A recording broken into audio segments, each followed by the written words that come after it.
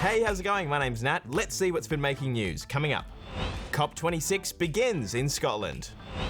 Aussies can now travel overseas. And England smashes Australia in the T20. But before we get started, why don't you hit that subscribe button? The biggest news story of the week is happening in Scotland. Leaders from all over the world are in Glasgow for the COP26 Climate Summit, where they're hoping to save the world. Liv finds out what's going on. They're used to making big decisions. But right now, many say the fate of the world lies in the hands of these powerful people.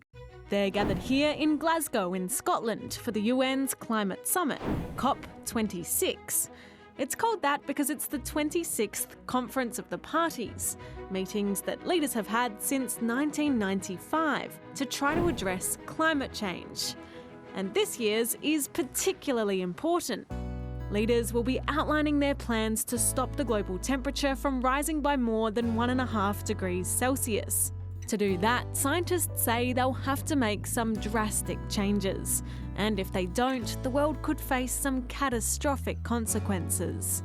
COP26 will go for 2 weeks, and many will be watching closely and hoping for some solutions to the planet's big problems. My message to world leaders would be that we should put our differences aside and work towards this problem. This is the world that I'm going to be growing up in. I can't just jump ship and go to Mars, so that's out of the plan. Think about the future generations, not just their generation or the one generation after them, but generations, the next 10, 20, 30 generations that are going to be affected by their decisions.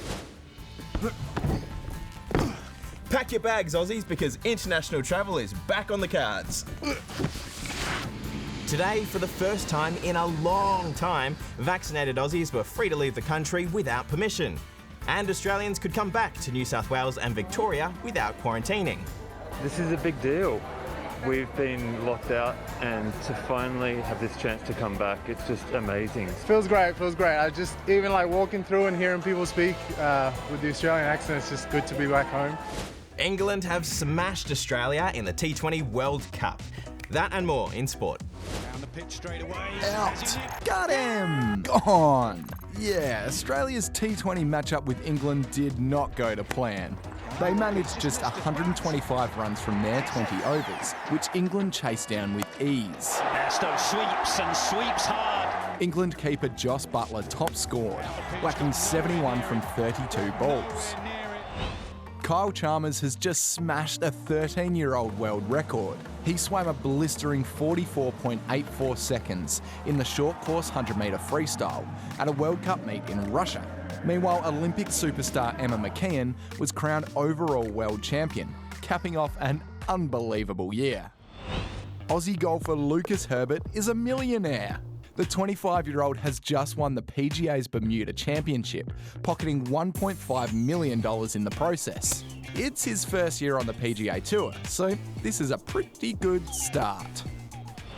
Finally, is this the goal of the year? A bicycle from Asprilla! This goal by Dayron Asprilla in the USA's Major League Soccer has been going viral, with many saying it is the best goal this year. I think they might be right. Milk bottles, yeah. Teeth. Oh, hello there. Get it? Because it was Halloween yesterday. Hello there. It's bad, isn't it? In the depths of the Transylvanian forest, you'll find the famous Bran Castle, also known as Dracula's Castle. Yes, Dracula was a real person, a 15th century Romanian ruler, also known as Vlad the Impaler. Although whether or not he lived here is up for debate, and he almost certainly wasn't a vampire. Probably. But that hasn't stopped thousands of tourists from rocking up for a wickedly good Halloween. Meanwhile, Alice Springs got right into the trick-or-treating spirit. Some folks went all out, decorating their yards with animatronic monsters, lights, the works. And finally to a Czech zoo, where animals got a taste of the spooky season. Or maybe just pumpkin. Elephants squash their way through the thick skins to get to the juicy flesh inside. And meerkats went treasure hunting inside a jack-o'-lantern. That's enough Halloween for this year. See you tomorrow.